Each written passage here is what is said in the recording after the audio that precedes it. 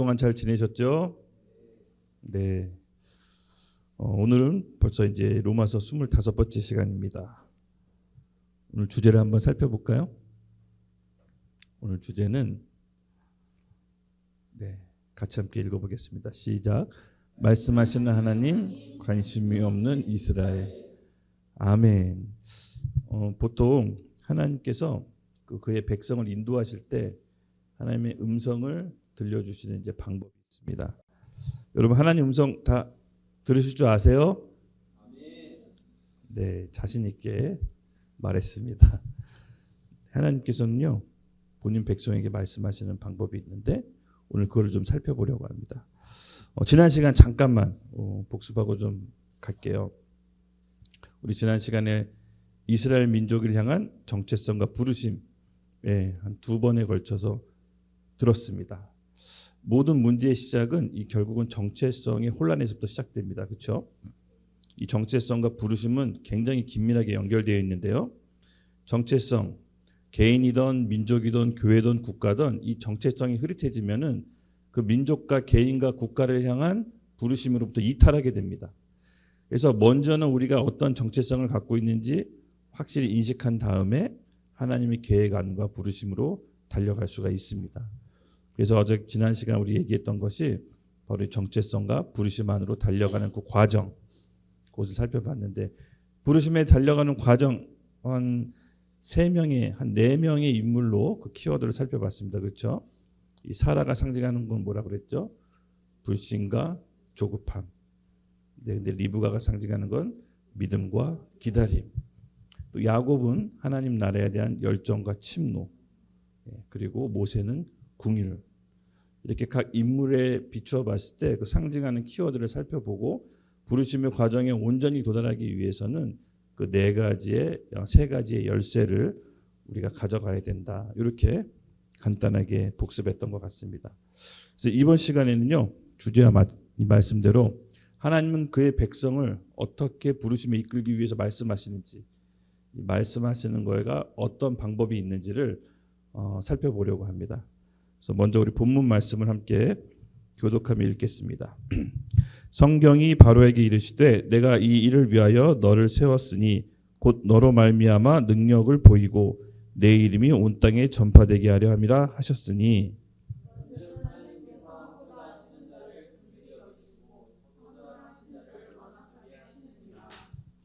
혹 내가 내게 말하기를 그러면 하나님이 어찌하여 허물하시느냐 누가 그 뜻을 대적하겠느냐 하리니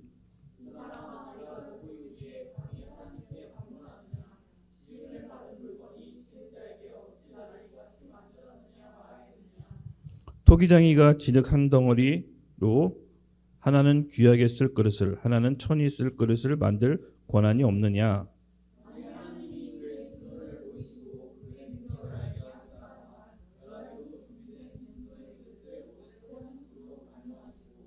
또한 영광받기로 예비하신 바 궁율의 그릇에 대하여 그 영광의 풍성함을 알게 하고자 하셨을지라도 무슨 말을 하리요. 함께 읽겠습니다.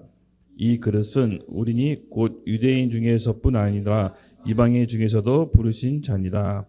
아멘. 네, 맞습니다. 하나님께서는 그의 사랑하는 자녀들이 부르심에 도달하기 위해서 하나님의 방법으로 우리에게 말씀하십니다. 언제까지? 알아들을 때까지. 네, 이게 하나님의 가장 또 중요한 성품이시긴 한데요. 하나님께서는 포기하지 않으십니다. 하나님께서 우리를 향한 본 마음과 생각을 그의 사랑하는 자녀들에게 수단과 방법을 총동원해서 말씀하십니다.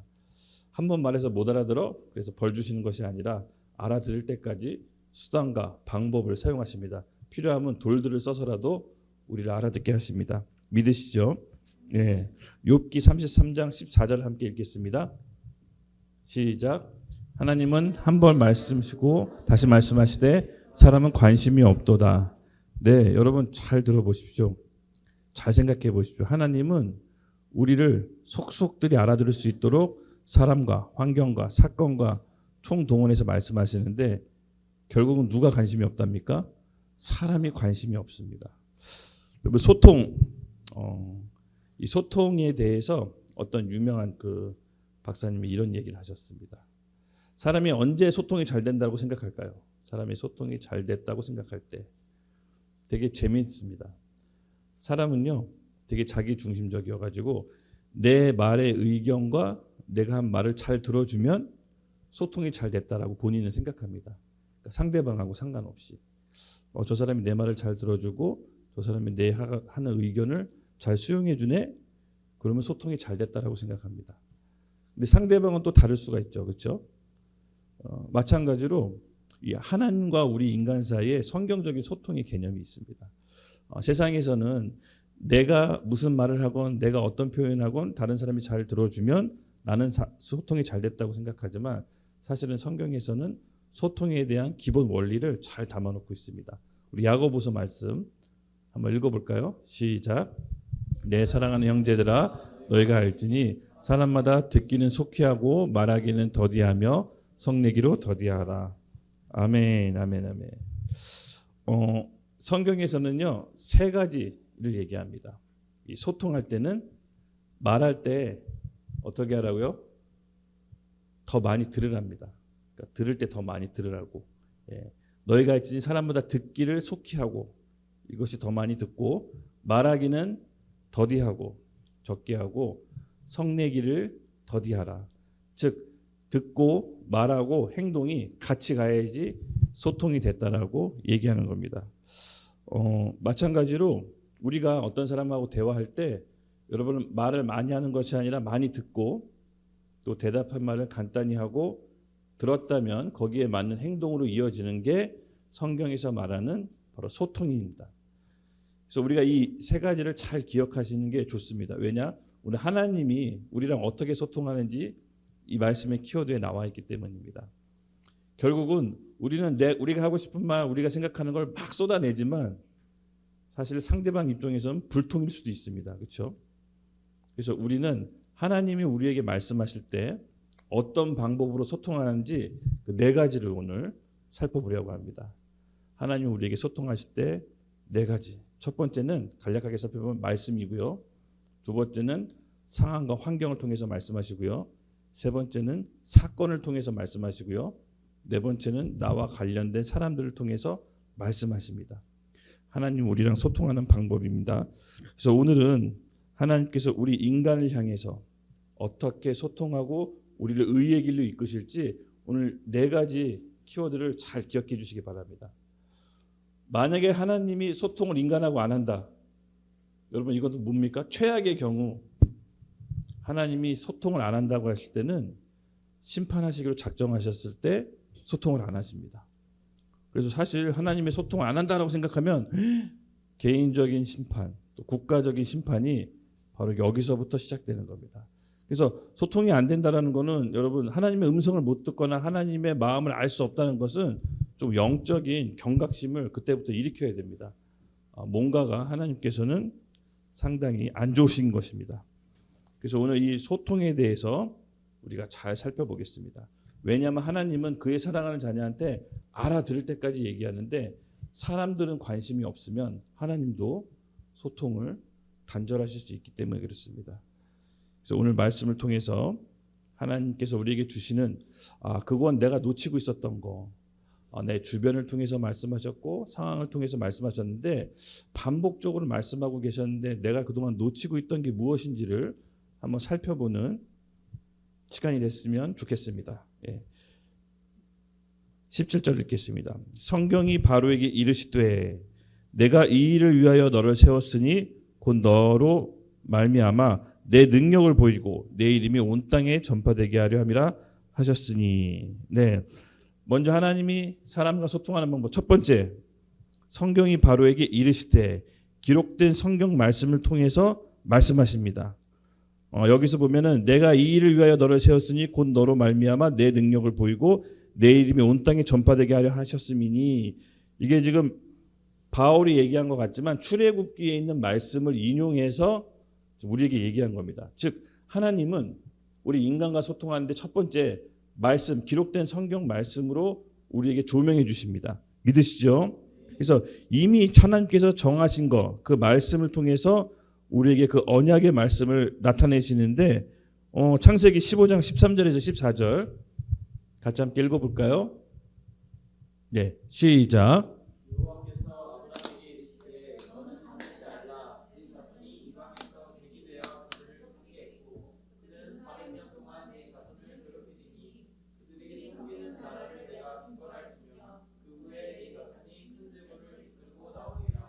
아멘. 맞습니다.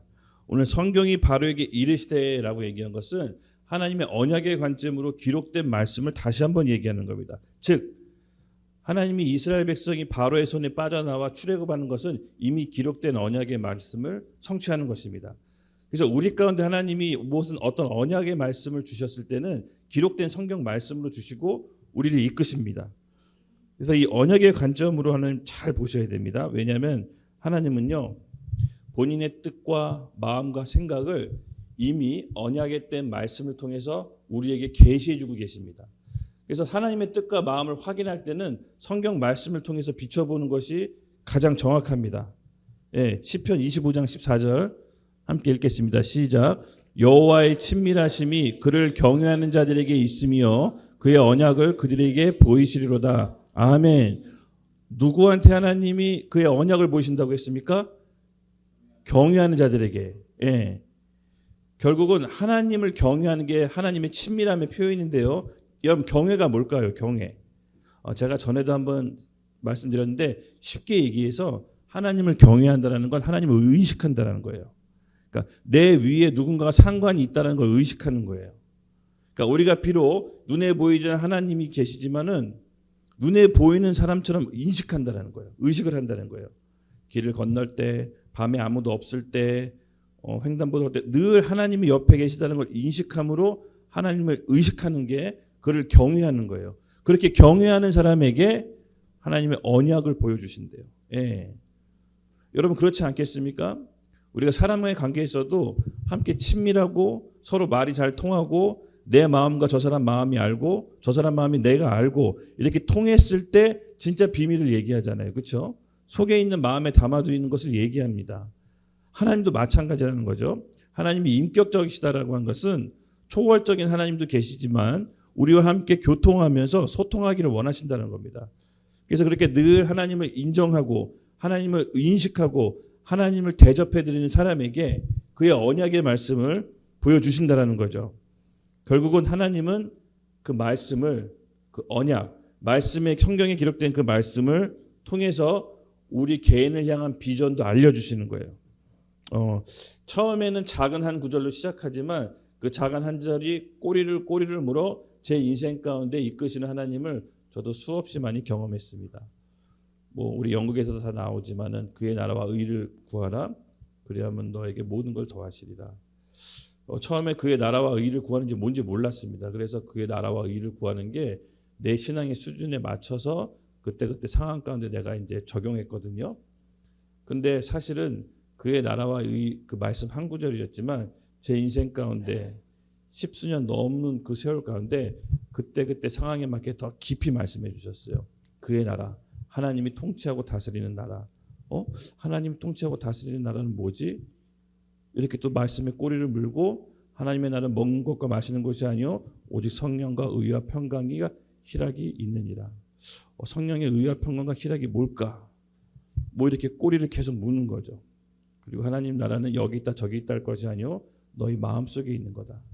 결국 우리 마음속에 의와 평강과 희락을 맺는 그 하나님 나라가 내 안에 임할 때 하나님의 통치와 다스림을 받는다라는 것을 계속해서 말씀으로 이끌어 주시고 또 이끌어 주셨습니다. 그래서 여러분 기록된 성경의 말씀을 받는 게 너무 중요합니다. 하나님께서 이 기록된 성경의 말씀으로 우리를 이끄시고 그의 언약을 우리에게 보여주십니다. 여러분 믿으시죠? 예. 그래서 우리가 하나님을 존중하고 하나님을 경외하는 것이 늘 반복하고 강조하지만 사실은 예배로부터 시작됩니다. 예. 지난 시간에도 얘기했지만 예배는 하나님을 하나님 되게 하는 피조물로서 드려야 되는 합당한 거라고 그랬죠. 네, 그래서 예배를 통해서 하나님과 우리의 관계가 정립되고 사실 예배를 통해서 하나님께서 많은 부분 성령의 임재를 통해 말씀도 주시고 마음도 주시고 생각도 주십니다. 그래서 우리 예배를 사모합시다. 예배는 하나님 나라의 통치의 시작입니다. 그래서 그 예배는요, 우리를 이 땅 가운데 하나님의 나라와 통치를 임하게 하고 풀어지게 하는 놀라운 신비가 있는데, 그 예배를 통해서 예배를 하나님께서 받으신다는 겁니다. 그래서 여러분, 어떤 하나님의 뜻과 의도를 알고 싶다면 먼저 예배를 사모하십시오. 그리고 말씀을, 기록된 말씀을 반드시 찾으십시오. 하나님께서는 알려주실 것입니다. 예. 우리가 함께 이 로마서 말씀을 같이 함께 볼 건데, 그런데 하나님께서는요, 아까도 얘기했지만 소통을 딱 단절하실 때가 있습니다. 그렇죠? 하나님께서는 소통을 단절하실 때가 있는데, 그것은 왜 그렇다? 하나님께서 심판하실 때는요, 먼저 대화를 단절합니다. 그게 어떻게 보면 이제 소통의 어떻게 보면 첫 번째 심판의 시작인데, 로마서 1장 24절, 28절 말씀 함께 읽고 또 다음 구절 넘어가도록 하겠습니다. 시작. 그러므로 하나님께서는 그들의 마음이 정욕대로 더러움에 내버려 두사 그들의 몸을 서로 욕되게 하게 하셨으니, 또한 그들이 마음에 하나님 두기를 싫어하며 하나님께서 그들을 상실한 마음대로 내버려 두사 합당하지 못한 일을 하게 하셨으니. 아멘. 맞습니다. 여러분, 하나님은요, 먼저 이렇게 심판하실 때 하나님은 소통을 단절합니다. 근데 하나님께서는요, 그의 마음의 정욕대로, 여기 보면은 더러움대로 내버려 두사 마음대로 살게끔 한다고 합니다. 이것이 이제 섬뜩하고 무서운 건데, 하나님께서 심판하실 때 그의 마음대로 원하는 대로 살도록 내버려 둔다는 거. 여러분, 우리가 지난 시절 우리 10월 27일 날 그래도 한국 교회가 전부 다 한번 모여서 광화문에서 하나님께 연합 집회를 가졌죠. 왜 그렇게 했을까요? 왜? 세상의 흐름이 하나님을 법을 대적하는 법을 만들고 하나님과 반대되는 거 맞습니다. 동성애, 그것을 허용하는 차별금지법, 이런 것들을 계속해서 놔두면요, 결국 하나님께서 그의 마음이 원하는 대로 내버려 둔다고 합니다. 우리가 그것에 대해서 목소리를 내고 한국 교회가 하나로 연합해서 하나님께 예배를 올려드렸을 때 하나님께서 그 예배를 받으시고 하나님께서 그 마음과 뜻을 다시 되돌리는 것입니다. 그렇죠? 여기 28절에 이렇게 얘기합니다. 또한 그들이 마음이 하나님 두기를 싫어하며 하나님께서 그들을 그 상실한 마음대로 내버려 두사 합당하지 못한 일을 하게 하셨으니. 예, 그 사이의 구절들을 보면요, 많은 것들을 얘기합니다. 도대체 마음에 합당하고 그가 원하는 대로 하는 건 무엇이냐? 그의 아들들의 진리를 거짓으로 바꾸고 피조물을 조물주보다 더 성배하고 사랑하고 곧 주 영원히 찬송할 이르시도로다. 아멘. 이 때문에 하나님께서는 그들은 부끄러운 욕심에 내버려 두셨으니 그들이 여자들은 순리대로 쓸 것을 바꾸어 영리대로 쓰며 그와 같이 남자들도 순리대로 여자 쓰기를 버리고 서로 향하여 음욕을 부릴 듯하며 남자가 남자와 더불어 부끄러운 일을 행하며 그들이 그릇 때문에 상당한 보응을 그들 자신이 받았느니라. 네, 하나님께서는요, 심판하실 때 마음대로 살도록 그 마음이 허용한 것들을 하도록 내버려 두신답니다. 여러분, 그러므로 우리가 이 말씀을 그냥 경하게 들어서는 안 됩니다. 굉장히 살벌한 내용입니다. 하나님께서는 18절에 그것이 왜 살벌한지를 나타내주고 계십니다. 18절 함께 읽겠습니다. 로마서 9장 18절 시작. 그런즉 하나님께서는 하고자 하시는 자를 긍휼히 여기시고 하고자 하는 자를 완악하게 하시느니라. 아멘. 제 이 말씀 구절 읽는데 정말 섬뜩하고 살벌했습니다. 왜 그런지 아세요, 여러분? 그 사람이 마음대로 행하게 하는 걸 하나님이 하셨다는 겁니다. 하나님께서는 하실 수만 있다면 긍휼히 여기자 하는 자에게 긍휼한 마음도 주시고 완악하게 여기는 자에게 완악한 마음도 주십니다. 하나님은 누군가가 심판하기 전에 마음 먹으시면 그 사람을 아무렇게나 살도록 내버려 두신다고 했죠. 근데 누군가를 살리고자 한다면 하나님께서 마음 먹으시면 어떻게든 살리려고 합니다. 즉 죽고 사는 문제가 우리 마음에 달렸는데 그 마음도 누가 주시냐? 하나님이 주신다는 겁니다. 완악한 마음도 회개할 마음도 다 하나님이 주시고 결정하신다는 겁니다. 그래서 이 말씀이 좀 저에게 좀 살벌하게 들렸어요. 결국 하나님이 어떤 사람을 심판하시려고 하거나 어떤 국가를 심판하려고 할 때 회개할 마음도 주시지 않는다라는 거예요. 마음의 결정이 하나님이 쓰면은 되돌릴 마음도 주지 않고 계속해서 완악한 마음을 줘서 심판받고 끝에 나중에 결산하겠다라는 거예요. 삶을 결산하겠다. 그때 가서 보자 이런 얘기예요. 그래서 우리가 하나님을 경외하고 친밀히 여기는 게 얼마나 중요한지 몰라요. 모든 것은 한꺼번에 이루어지는 것이 아니에요. 조금씩 이루어져요. 예. 완악한 것도 갑자기 완악해지는 것이 아니라 조금씩 완악해지는 거고, 딱딱한 마음도 어느 날 갑자기 딱딱해진 게 아니라 딱딱한 마음 가운데 본인이 걸어와서 결국은 딱딱해지는 겁니다. 예. 이 하나님의 이 마음과 뜻을 여러분 아시겠죠? 결국 회개하는 것도 하나님이 허락하셔야 회개할 수 있고, 부드러운 마음도 하나님이 허락하셔야 부드럽게 되는데, 하나님의 마음 먹기에 따라서 회개할 수도 있고 완악해질 수도 있고, 그래서 우리는 하나님의 의도와 뜻을 잘 분별하셔야 됩니다. 네, 쉽게 말해서 소위 말해서 우리 위치를 잘 파악을 해야 된다는 겁니다. 우리가 이 땅에서 왕적인 존재로 하나님께서 지으셨지만 하나님 앞에서는 예배 드려야 될 피조물인 것입니다. 그렇죠? 네, 그래서 바로에게 말하는 겁니다. 바로에게 말씀하신 분이 기록된 말씀으로 말씀을 하시는데 악하거나 궁일한 것도 다 내가 준 거다. 그래서 바로를 통해서 내가 할 일이 있다라고 말씀하시는 겁니다. 우리가 눈으로 보기에는 되게 악한 자 같잖아요. 그렇죠? 뉴스나 텔레비 보는 사람들, 와, 저 사람들 정말 저 사람이 대통령 해야 돼? 뭐 이런 우리 눈에 보기엔 윤리 도덕적으로 보기엔 악한 자가 있는데, 하나님께서는 그 악한 자를 세워서 하나님의 능력을 보인다고 합니다. 이것이 신비인데요. 우리가 눈으로 보기에는 나쁜 사람 같고, 물론 나쁜 사람일 수도 있죠. 근데 하나님께서는 그 악한 자를 세워서 하나님이 해주실 말씀이 있다는 겁니다. 하나님의 뜻이 있다는 거죠. 예. 19절에서 20절을 같이 함께 읽도록 하겠습니다. 혹 내가 내게 말하기를 그러면 하나님이 어찌하여 허물하시느냐, 누가 그 뜻을 대적하느냐 하리니, 이 사람아 내가 누구에게 감히 하나님께 반문하겠느냐, 지음을 받은 물건이 지은 자에게 어찌 나를 이같이 만들었냐 말하겠느냐. 아멘. 네, 앞서서 살펴본 것 같이 하나님께 지금 의문을 제기하는 겁니다. 우리 저자가 지음 받은 피조물이 하나님께 뜻을 다 이해할 수 있겠느냐. 예. 네, 우리가 보기엔 불합리해 보이고 우리가 보기엔 불공평해 보여도 하나님한테 반문할 수 있겠느냐. 그럴 수 없다라는 겁니다. 피조물은 그럴 권리가 없다라는 거죠. 하나님께서는 다 창조하고 이유가 있으신 겁니다. 그래서 우리가 지으신 분을 왜 이렇게 지었냐라고 반문을 할 수 없다라는 거죠. 사실은 하나님은 인간의 이성으로는 다 이해할 수 없는 분이십니다.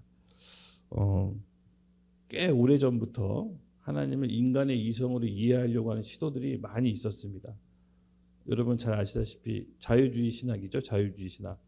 이 자유주의 신학은요, 하나님을 내가 합리적으로 이성적으로 이해하려고 하는 시도입니다. 지금 우리나라에도 굉장히 팽배합니다. 이 자유주의 신학들은요, 합리적인 이성으로 하나님을 국한시킵니다. 그래서 내가 이해될 때만 하나님을 하나님 위치에다 놓고, 내가 이해되지 않으면 하나님으로 보지 않습니다. 그리고 인간의 윤리 도덕의 기준으로 하나님의 잣대를 보죠. 그래서 어떻게 보면은 말씀을 선택적으로 봐요. 내가 이해되고 내가 믿어지는 말씀만 이해하는 거고 취할 수 있는 거고, 그렇지 않는 것은 말씀을 버리게 됩니다. 여러분, 이 인본주의에 기반한 이 자유주의 신학은요, 요새 우리 신학계에도 팽배하게 물들어 있습니다. 사실은 이건 오래전부터 있었는데, 바로 여러분 잘 아시다시피 17세기에 칸트가 있었죠. 이 칸트로부터 시작된 이 자유주의 신학은요, 유럽 전체로 퍼져갑니다. 그리고 18세기 미국으로 건너와서 우리가 잘 아는 아이비리그 대학들, 프린스턴, 예일대, 하버드, 이 신학의 사상들이 자유주의 신학을 받아들입니다. 그래서 인간의 이성과 합리적으로 하나님을 바라보기 시작합니다. 그러면서 이제 19세기 때 세계 1, 2차 대전이 있죠. 이게 빵 터지면서 과연 신은 존재한가? 유대인이 600만 명이 삭달당하고 전 세계가 쑥대밭이 되고 원자폭탄으로 사람이 비참하게 죽는 거 보고 과연 신이 있는가라는 물음에 자유주의 신학은 힘을 실어줍니다. 그래서 하나님을 이성으로 합리적으로 이해하지 않으면 하나님을 믿지 않는, 그래서 하나님을요 어떻게 보면 초월자 하나님, 능력의 하나님, 전능자의 하나님을 빼버렸습니다. 이런 시도가 오늘 우리에게도 계속해서 남아 있는 것입니다. 그래서 여러분 우리가 알아야 될 것은요, 우리 하나님은 우리 인간의 이성, 생각 밖에 초월하신 분이십니다. 그래서 우리가 모든 상황을 다 이해할 수 없지만은 사실은 하나님의 뜻과 계획이 있는 것입니다. 이게 되게 어려운 부분이에요. 진짜 어려워요. 왜냐하면 우리 중에서도 살면서 피치 못할 사건, 사고로 정말 어렵게 사시는 분들이 있는데, 그런 분들한테는 이게 하나님이 다 계획이 있다라고 했을 때 굉장히 힘들어져요. 근데 하나님은요 그런 계획이 있으세요. 예. 정말 이것은 우리가 이해할 수 없는 신비, 그 영역, 그 초월적인 영역이 있는 겁니다. 이것을 우리가 인정하지 않으면요 결국은 하나님도요 내가 부릴 수 있는 하나님이 되고 내가 만들어낸 하나님이 돼요. 그러니까 나를 만족시켜줘야 하나님이 되고, 나를 만족시켜주지 않으면 하나님 자리에서 우리가 버려지는 그런 우상과 같은 존재로 하나님을 여기게 됩니다. 그래서 비록 내가 다 이해할 수 없지만 모든 상황을 하나님이 허락하셨다는 그 믿음을 여러분 인생 가운데 살면서 지키시기 바랍니다. 어려운 상황이 분명히 옵니다. 그렇죠? 정말 뜻하지 않게 어려운 상황이 와요. 제가 아시는 어떤 신학교 교수님이 정말 하나님 안에서 믿음 안에서 잘 생활하다가 자녀 하나밖에 없는 자녀를 사고로 잃어버리셨어요. 근데 그때 믿음 지키기가 정말 어렵다고 하더라고요. 사모님은 거의 실족하셨대요. 그리고 아직도 믿음 생활에 돌아오지 못한다고 합니다. 이런 경우가 생겨요. 근데 그분이 나중에 이제 고백하기로는 그분이 하나님께서 주셨던 은혜 가운데 다 지금 현재는 이해할 수 없지만 우리의 삶이 영원한 삶이 있다면 하나님께서는 그 이 순간도 기억하고 계신다라고 생각했다고 합니다. 그 전까지는, 자식이 죽기 전까지는 영원한 삶이 있다는 걸 지식으로만 알았지 실제로 믿어지진 않았대요. 본인이 강단에서 가르치면서도. 근데 영원한 삶이 있다는 것이 알아지는 순간 내 자녀도 천국에서 만날 수 있다는 소망이 있어서 그렇게 슬퍼지지 않았다고 합니다. 맞습니다, 여러분. 분명히 우리가 다 이해할 수 없는 상황이 옵니다. 그런 아픔이 오지만 우리는 분명히 놓치지 말아야 될 것은 하나님은 선하시다. 네, 하나님 선하시다. 이 부분을 우리 절대로 놓치지 맙시다. 아멘. 21절. 토기장이가 진흙 한 덩어리로 하나는 귀 있을 그릇을, 하나는 천이 있을 그릇을 만들 권한이 없느냐. 네, 이어지는 말씀인데요. 이 그릇을 상징하는 것은 뭐냐면요, 상황, 내가 지금 처해 있는 상황과 환경 속에서 하나님은 말씀하신다는 겁니다. 첫 번째가 뭐였죠? 기록된 말씀을 우리에게 말씀하신다고 했죠.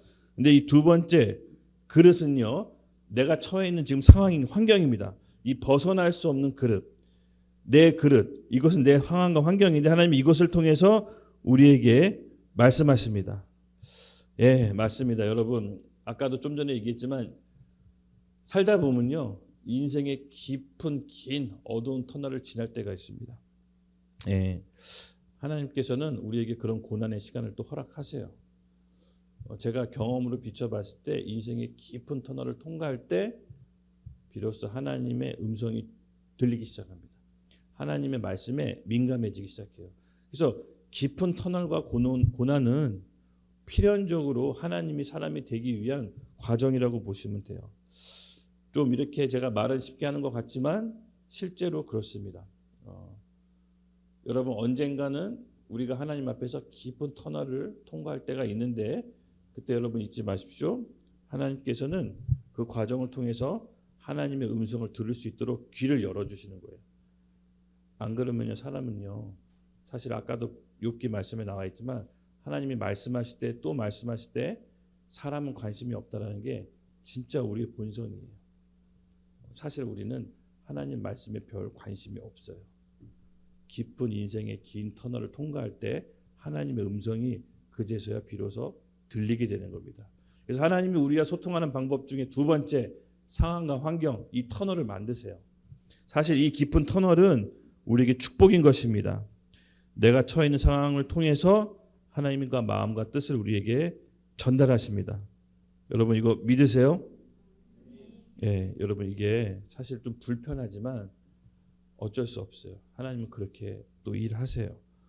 근데 우리가 하나님에 대한 믿음과 신뢰를 절대 놓치지 맙시다. 또 하나, 두 번째는요.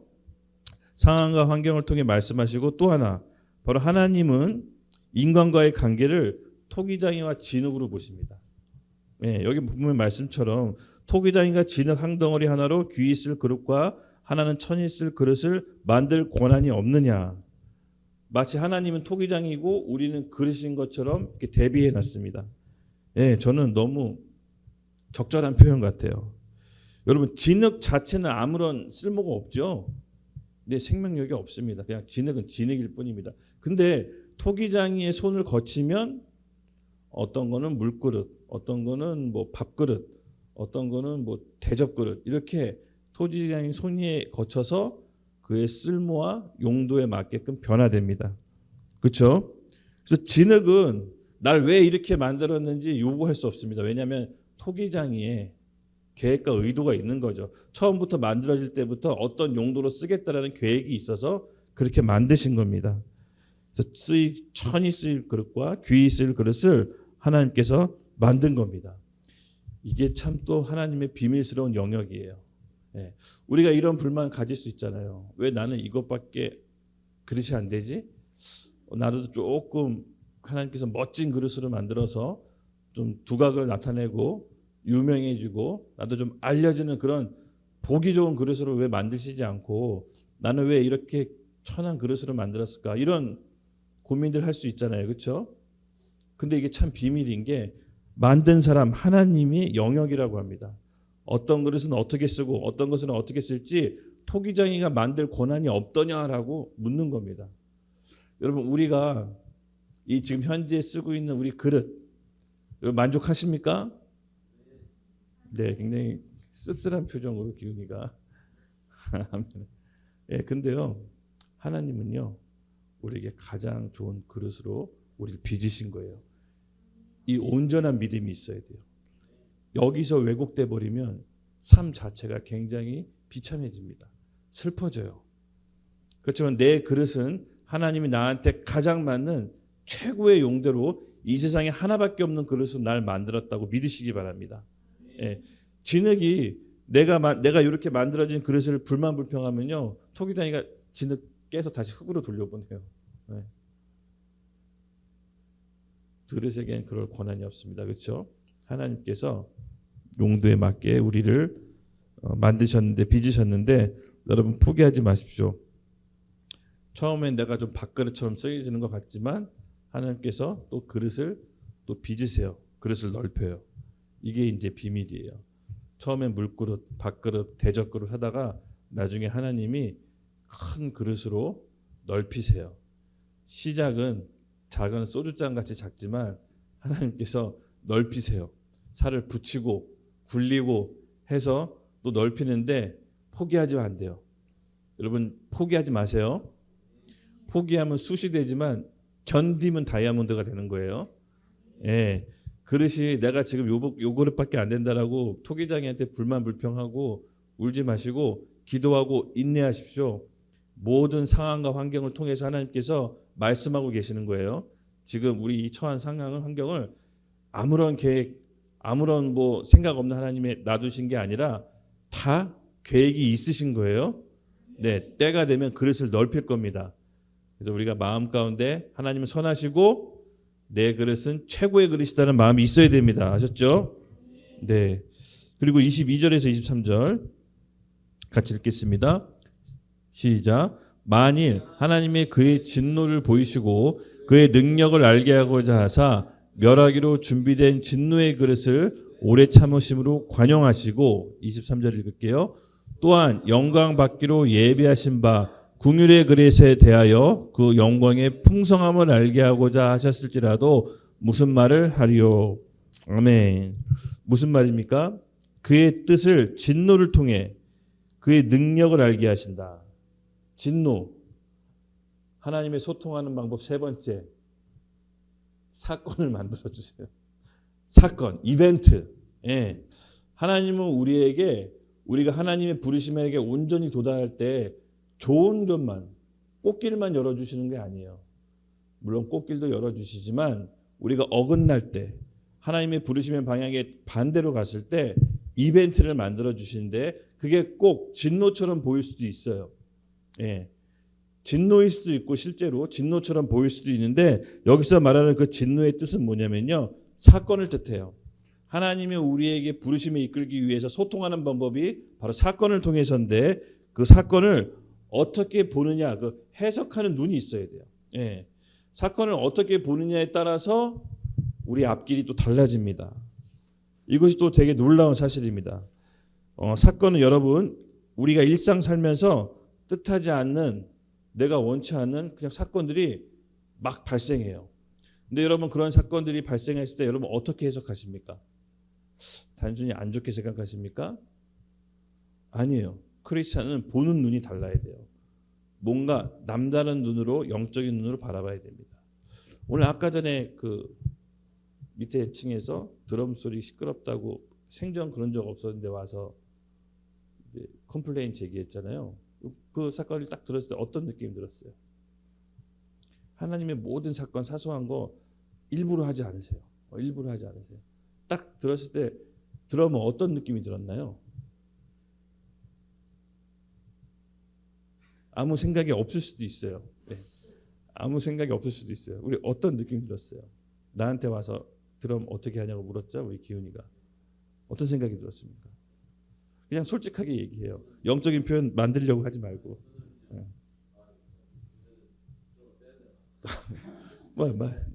네, 맞아요. 근데 이 사건을 허용했을 때 하나님이 의도와 뜻이 있는데 잠깐 멈춰서 생각해 보면 돼요. 평소에 없는데 왜 이러지? 영적인 눈으로 해석하는 게 영적인 눈썰미가 필요합니다. 예. 그냥 뭐 우리가 이거 있잖아요.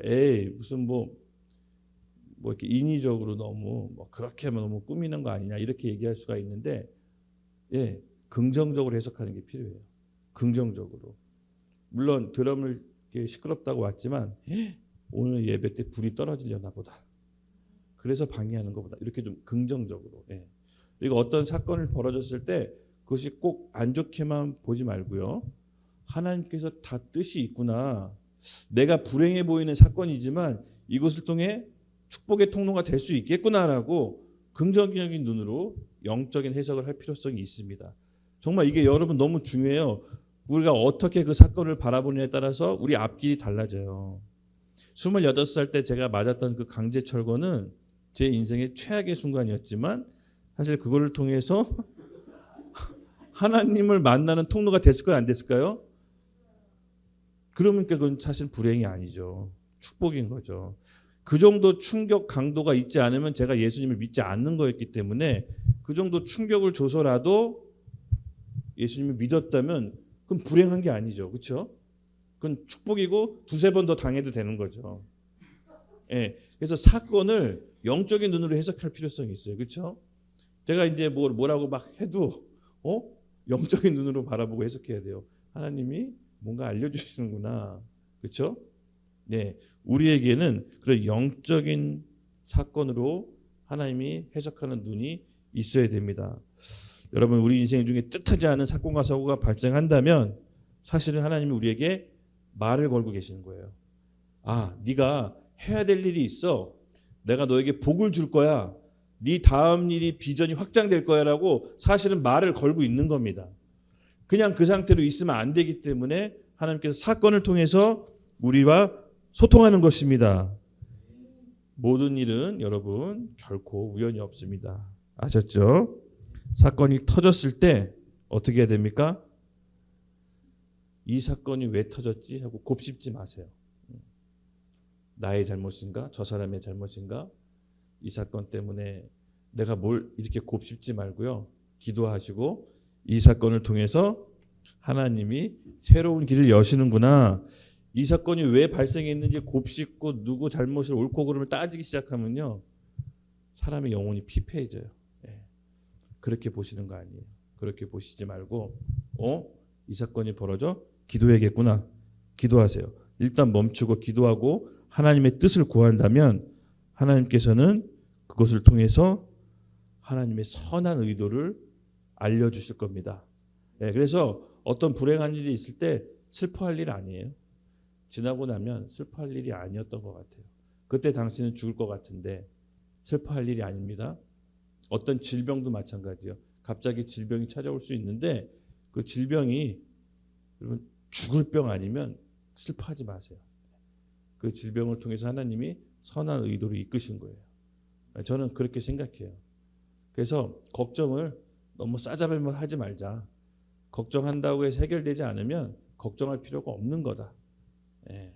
우리 하나님의 선한 의도대로 우리의 인생이 펼쳐질 것을 믿음으로 축복합니다. 그래서 지금까지 내 인생에 저도 이제 패턴을 보면요, 있어요. 몇 년에 한 번씩 주기적으로 이렇게 오는 것 같아요. 큰 사건들이 주기적으로 한 번씩 팡팡 와요. 근데 이게 주기가 있더라고요. 주기. 몇 년에 한 번씩 쾅쾅 와요. 근데 그때마다 드는 생각은 이제는 제가 패턴을 아니까 내 인생이 한 번 더 확장되겠구나. 내가 뭔가 하나님이 다시 또 쓸 일이 있으시구나. 나에게 새로운 권위를 주시겠구나. 이렇게 해석이 되니까 그런 큰 일이 와도 하나님께서 나에게 또 복을 주시려고 날 두드리시는구나. 이렇게 해석이 됩니다. 여러분 이렇게 넉넉한 마음을 우리가 가집시다. 아셨죠? 너무 힘들고 불행한 일이 있다고 해서 당장 죽을 것 같지만 사실은 그게 아니라는 거. 하나님께서 우리를 부르심에 이끌기 위해서 말 걸고 계시다라는 거. 잊으시면 안 됩니다. 네, 결국은 사람의 생애는요, 때가 있더라고요. 때가. 저도 몰랐는데 우리 나에 계신 우리 권영미 자매 어른분 계시지만 어른분 앞에서 제가 이런 말하기 조금 민망스럽지만 그래도 이 청년 때 하나님께서 저에게 가르쳐 주시는 게 굉장히 지금 이렇게 이제 중년이 됐잖아요. 청년 때 저는 늘 제가 갖고 있는 환경을 탈출하려고 했거든요. 정말 탈출하려고 했어요. 20대 젊은 나이에 시장에서 양파 까는데 그걸 누가 좋아하겠어요. 그렇죠? 근데 마음 가운데 그런 마음은 있었어요. 하나님께서 날 여기 보내시면 내가 여길 벗어나면 안 되겠다. 비록 머리로는 이 혼으로는 정말 싫었지만 하나님께서 인도하신다는 걸 알고 있었기 때문에 그래도 내가 여길 벗어나면 안 되겠다. 하나님의 생각이 있으시겠지라는 생각이 늘 있었어요. 근데 진짜로 그 작은 믿음이었지만 하나님께서 그 믿음을 받으시는 것 같아요. 정말 이제 세월이 지나니까 그것이 경험이 돼서 하나님께서 스토리를 쓰시더라고요. 어떤 스토리나 연극의 소재로 쓰시더라고요. 저는 제 얘기가 연극의 소재로 쓰임 받을 줄 몰랐어요. 계획해 본 적이 없어요. 근데 이 연극의 소재로 쓰여져서 대학로에 복음이 전해지고 대학로의 영적 판도를 바꾸신다는 계획이 오늘 말씀에 보니까 미리 있으셨던 거예요. 그렇죠? 하나님은 허투루 우리를 인생 가운데 그냥 그 자리에 내버려 두시는 게 아니잖아요. 예. 다만 청년기에는 여러분 그릇을 넓혀야 돼요. 이 그릇을 넓히는 기간이에요. 그래서 청년기에 원래 그 대사에 보면은 돈 없어도 행복하게 살고 싶어요 그러잖아요. 포장마차에서 주인공이. 맞아요. 청년기에는 원래 돈이 없어요. 돈이 있는 게 비정상이에요. 하나님께서는 청년기 때 그릇을 넓히세요. 그래서 20, 30대 여러분 잘 보내셔야 되는 게 하나님께서는 여러분의 지금 그릇을 넓히고 있는 중이에요. 그 다음 합당한 용도에 쓰임 받을 수 있도록 그릇을 넓히셔야 돼요. 근데 인간 스스로 그렇게 그릇을 넓히지 않기 때문에 하나님은 그의 자녀를 사랑하는 자녀들에게 사건과 환경을 통해서 그릇을 넓히세요. 이게 정말 축복이에요, 여러분. 지나고 나니까 축복이었다는 사실을 제가 단언할 수 있어요. 예. 이것을 못 견디고 못 버티고 가면 그냥 숯이 되는 거예요. 숯. 다이아몬드가 되기 전에 숯이 돼서 타버리는 거예요. 예. 꼭 견뎌서 다이아몬드가 되세요. 아멘. 네. 그래서 일을 시작할 때 여러분 유종의 미를 거두는 게 굉장히 중요합니다. 예. 유종의 미. 제가 보면요, 유종의 미를 잘 맞히는 사람하고 못 맞히는 사람하고 그 다음 인생이 달라져요. 유정의 미를 잘 맞추면 하나님께서 새로운 길을 안전하게 이끄세요. 하나님이 그만하실 때까지 그만하는 게 아니에요. 우리는 굉장히 교만하잖아요. 그렇죠? 우리는 스스로 우리가 뭐든지 할 수 있고 내가 하나님이 될 수 있다고 생각합니다. 그렇지만 아까도 얘기했지만 그건 토기장의 고난이에요. 그릇은 그 용도에 맞게 쓰임 받을 때까지 기다리셔야 됩니다. 청년 때 이렇게 그릇이 여러분 상권과 환경을 통해 사람이 그릇을 넓히잖아요. 그러면 넓혀진 그릇만큼 중년 때 쓰임 받아요. 예. 청년 때 충분히 고통스럽고 그릇을 넓히세요. 하나님 그러면 중년 때 열매를 가득 담아주세요. 이게 인생 살아보니까 비밀이더라고요. 그렇죠, 우리 형제님? 맞아요. 예. 그릇이 청년 때 넓혀지지 않으면 중년 때 하나님이 담아줄 그릇이 없어요. 복을 줘도 다 흘러요. 옆으로 막 흘러요. 담아낼 그릇이 없어요. 그래서 하나님께서는 지금 우리 처한 상황, 환경, 사건 그냥 두신 게 아니에요. 계획이 있다니까요. 지금 현재는 모르지만 하나님은 미래를 아시기 때문에 계획이 있어요. 그래서 중년 때는 여러분 어떤 시기냐면은 열매 맺는 시기예요. 청년 때 넓어진 그릇이 확보된 사람에게 하나님께서 열매를 주세요. 젊었을 때 순간에 돈을 벌어본 적이 있었거든요. 근데 그 내 돈 아니에요. 제가 지금 무슨 연극 대사를 계속하는데 그 내 돈 같지만 내 돈 아니에요. 정말 금방 자라나요. 네. 근데 여러분 진짜 고생해서 땀 흘려서 번 돈이 진짜 내 돈이에요. 그 돈만 남아요. 나머지는 다 날아가요. 어디로 갔는지 모르겠지만 날아가 버려요. 그래서 청년 때 힘들지만 그릇을 넓히는데 피하지 맙시다. 네. 그리고 저는 아직 노년은 아니지만 사실 저는 저만의 뭐라 그럴까? 비밀인데요. 노인들하고 얘기하는 거 좋아해요. 여러분 왜 그런지 아세요? 노인들에겐 지혜가 있어요. 나이 드신 7, 80년 그 생을 산 정도면요. 대충 세상 돌아가는 이치를 알아요. 그리고 그렇게 노력 안 하고 그렇게 힘들게 뭔가 이루려고 하진 않아요. 다만 그분들에게는 지혜가 있어요. 지혜. 그래서 노인들한테 여러분 노인들의 말을 잘 경청하세요.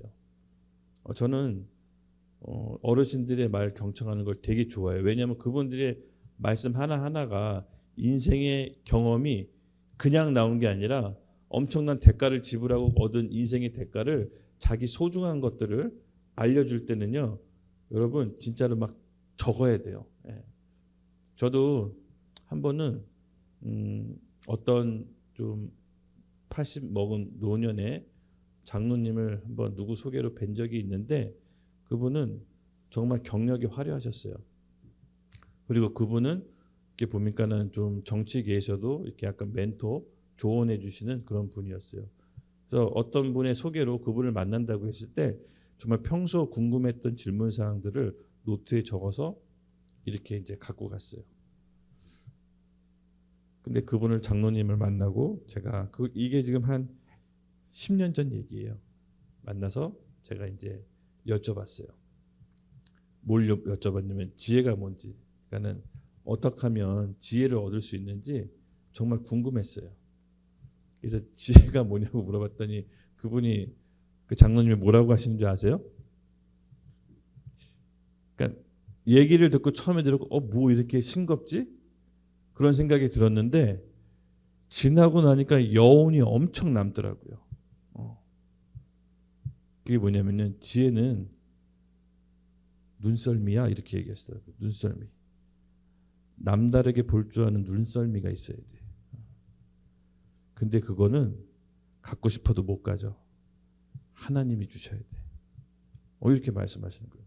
눈썰미? 눈썰미가 뭐 지혜야? 눈썰미? 그러니까 그분이 하시는 얘기는 제가 그때 당시에는 다 동의는 안 됐어요. 이해는 못 했는데 지금 보니까 결국 이 세상의 문제를 해결하는 사람들 보면은 눈썰미가 있더라고요. 그 문제를 어떻게 해결하는지 눈썰미가 있어요. 근데 그게 하나님이 주신다는 걸 진짜 알았어요. 하나님이 누구에게 그의 언약을 보이십니까? 경외하는 자에게. 예, 다 연결되더라고요. 그래서 여러분, 하나님의 눈썰미를 갖기를 예수님의 이름으로 축복합니다. 문제를 해결하는 능력을 받으시길 예수님의 이름으로 축복합니다. 그 사람이 새로운 길을 열어요. 예, 남들은 다 안 된다고 하지만 하나님이 주신 눈썰미로 보면요, 새롭게 보여요. 길을 열 수가 있어요. 근데 이게 하루아침에 만들어지는 게 아니라 노년기, 노인들한테 주는 지혜예요. 그래서 노인들은요, 특별히 젊은 사람들을 가르쳐 줘야 돼요. 본인의 인생 노하우를 많이 가르쳐 줬으면 좋겠어. 그래서 그 젊은 사람들이 이걸 받고 노인들에게 항상 여러분 많이 질문하세요. 네. 사실 우리 교회에 계신 어머니한테도 많이 질문하세요. 어머니가 이렇게 순수하셔서 툭툭 던지는 말 같지만 굉장한 삶의 지혜가 있어요.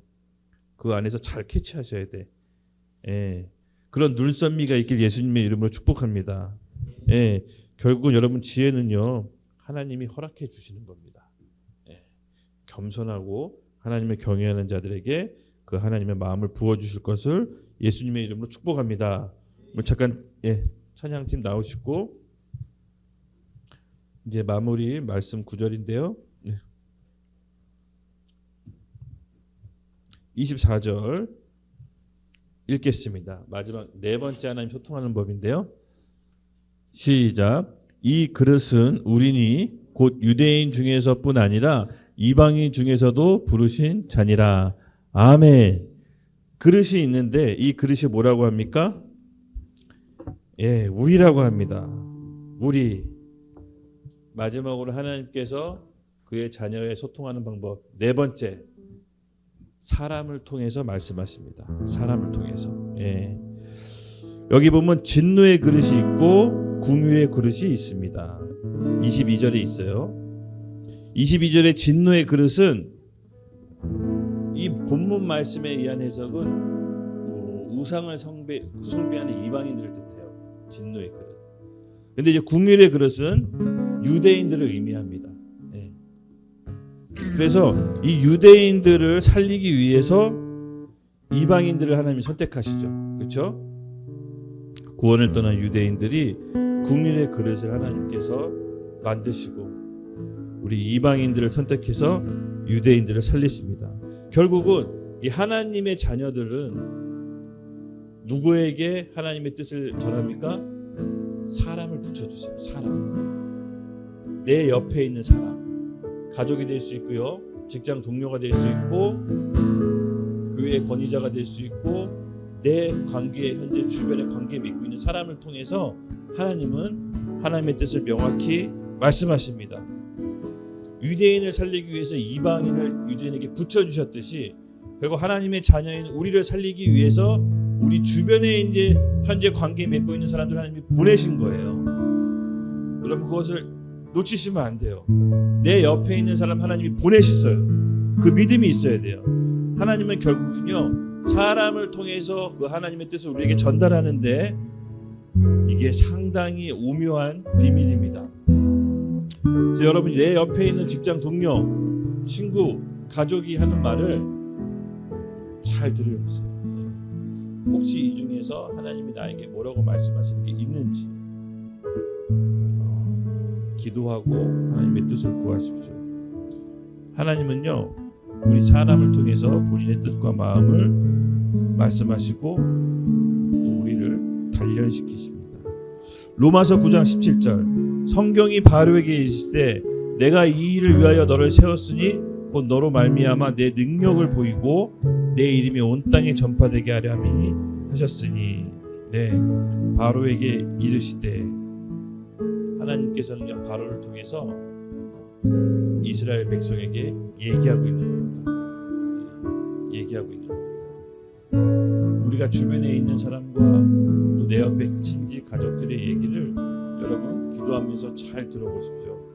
혹시 하나님이 나에게 말씀하고 계신 게 아니신지 여러분의 주변에 있는 사람들을 통해서 하나님을 훈련시키시고 상황과 환경을 통해서 훈련시키시고 사건을 통해서 훈련시키시고 기록된 말씀을 통해서 우리를 연단시키십니다. 결국은 이 훈련을 잘 통과해야 우리가 부르심 안에서 소망 안에서 달려나갈 수 있습니다. 그러니까 오늘 하나님께서 우리에게 소통하시는 이 네 가지 방법을 우리 마음속 깊이 잘 간직합시다. 살아계신 하나님은요, 어떤 제약을 받지 않으시고 우리를 지금도 소통하길 원하십니다. 하나님의 소통에 우리가 응답하는 귀가 열리는 귀한 시간이 되길 예수님의 이름으로 축복합니다.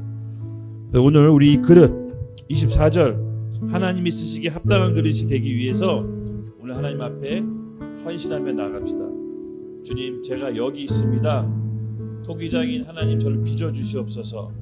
귀히 쓰일 그릇과 천이 쓰일 그릇 하나님의 주권에 달려 있으니 오늘 저의 그릇을 넓혀 주시옵소서. 우리 같이 하나님의 그릇에 합당한 자들이 되기 위해 헌신한 사람들 같이 주여 한번 외치고 오늘 기도로 올려드리겠습니다. 하나님, 이 시간 저희 마음을 올려드립니다.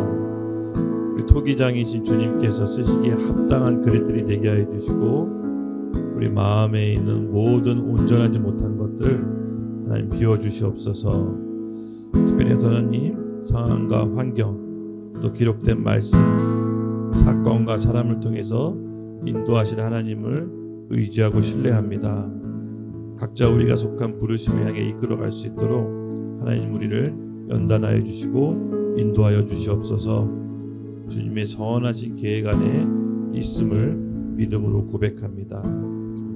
토기장이 앞에서 쓰임받기 합당한 그릇으로 헌신한 모든 형제 자매님에게 하나님의 은총이 임할 것을 예수님의 이름으로 기도드렸습니다. 아멘.